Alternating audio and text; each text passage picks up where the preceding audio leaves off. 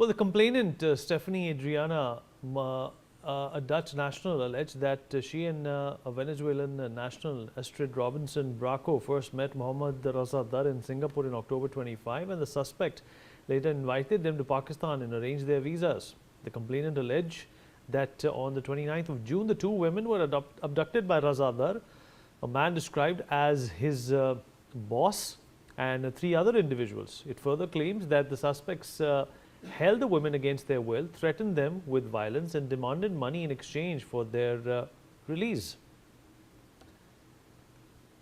All right, let me also at this point in time rope in Mr. Amjad Ayub Mirza into this conversation. Mr. Mirza, you've been a constant, watcher of what goes in Pakistan. What kind of a law is this in terms of politicians colluding with criminals and criminals doing this?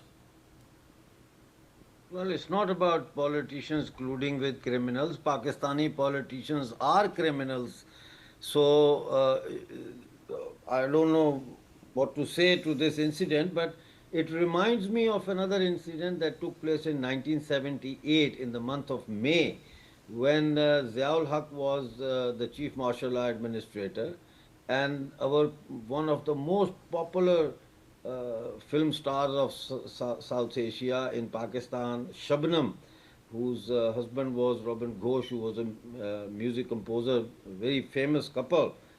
She was gang raped by a group led by Farooq Bandial. And Farooq Bandial was the relative of Umar Atab Bandial, who was the chief minister at the time, I think, if I'm not wrong.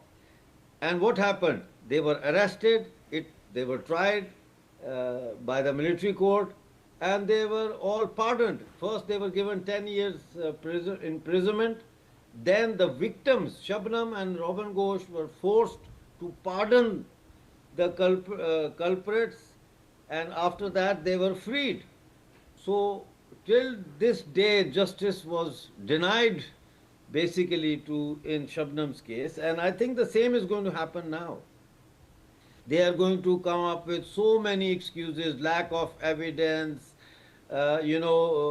maybe name someone else in the case, get Raza out of it, who is the grandson of the Deputy Prime Minister, Foreign Minister, and the nephew of the sitting Chief Minister of Punjab, Mariam Nawaz.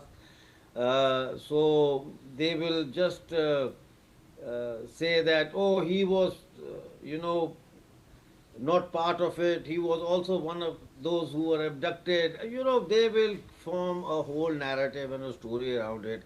And they will, this case is, I don't think this case is going to go anywhere. It will be made so complicated that I think they are going to mainly say that lack of evidence, the Deputy Prime Minister's grandson has been acquitted, he has no role to play in it, he was an honest businessman, and it was his friends or his colleagues who are to be blamed. They are being sentenced to life, and after a couple of years they will just be freed. This is the what happens in Pakistan.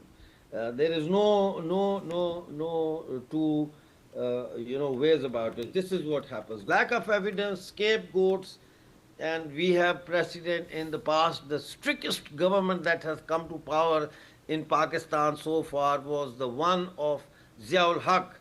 And if they cannot give justice and they end up with nepotism and they protect their Chief Justice's nephew, what difference will take place now? So it is a very sad thing that this has happened, unless, as Ambassador Mukherjee said, that it is the Dutch, and Dutch are very keen on women's rights and all that, and I don't know how the Dutch are going to deal with this situation, but for sure, I don't see justice being served in this case.